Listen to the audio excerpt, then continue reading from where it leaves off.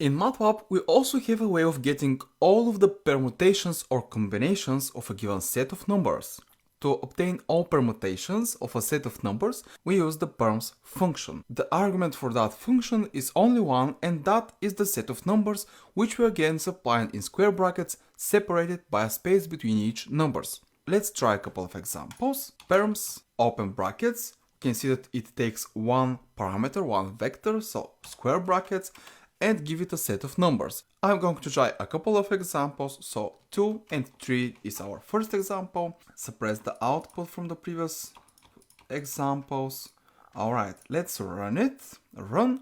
And our permutations are 3, 2, 2, 3. Now let's add another number. Let's add a third number.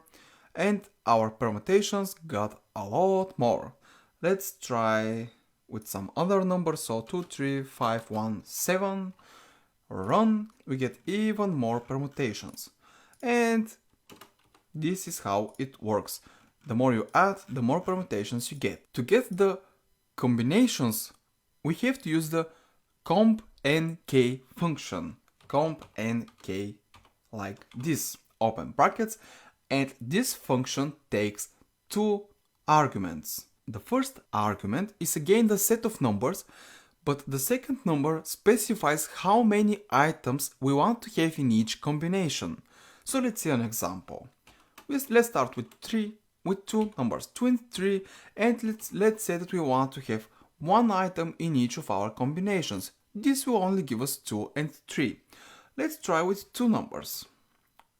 This will give us again 2 and 3, but now we have them in a single combination in one single row. Let's try with 3 numbers. And this did not work. Empty matrix 0 by 3. The number of items in each combination cannot exceed the number of items in the collection. So if your collection consists of 6 numbers, you can't use more than 6 numbers in each combination. In this case, we have only 2 numbers, so we can't use more than 2 numbers in a combination. Let's see a few more examples. So let's add another number here. Let's still use 2, and we get combinations. Let's add another number, and we get more and more combinations like this. But all of these combinations are combinations only between 2 numbers of this set of numbers. If we increase this to 4, we get 5 different combinations. Each uses only 4 items from that set of numbers. Last but not least, we can find prime numbers with MATLAB.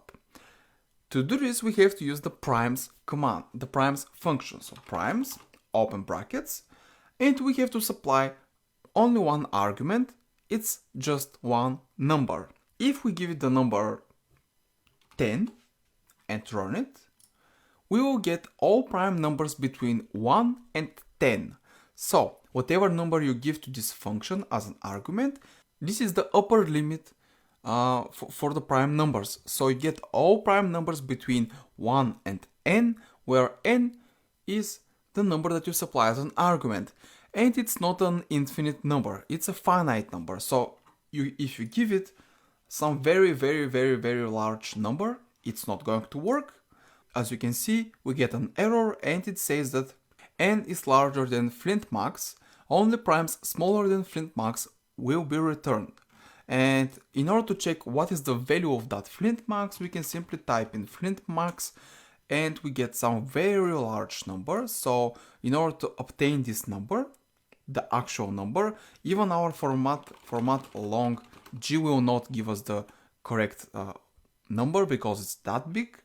We have to take this number and we have to multiply it by 10 to the power of 15. And that will give us the actual number, the actual biggest number that we can check. If we give it something more meaningful like 1 million, we will get all prime numbers between 1 and 1 million if you need them for some reason. We can also check if a given number is a prime number. We do this by using the isPrime function, and we simply supply it a given number. So if we give it the number 10, it should return false. IsPrime p with a lowercase letter, so isPrime returns a 0. If we give it a 7, 7 is a prime number, it returns a 1. Again, this is a boolean result, it returns a boolean result, 0 false, 1 true. So 7 is a prime number, 10 is not. I have prepared one big number that we can check whether it's a prime number or it's not a prime number. I have found it in Wikipedia, I believe. So let's check if this is a prime number. Really? Yes, it is. If I subtract 1 from that number, so if I lower it just by 1, it's no longer a prime number. Let's try like this. So it's no longer a prime number. So this is a proof that this function works. Unless MATLAB and Wikipedia have some conspiration going on, but I don't think that this is the case. So let's document. So combinations, permutations, primes, permutations, combination, and primes. Alright, now let's delete the free space here.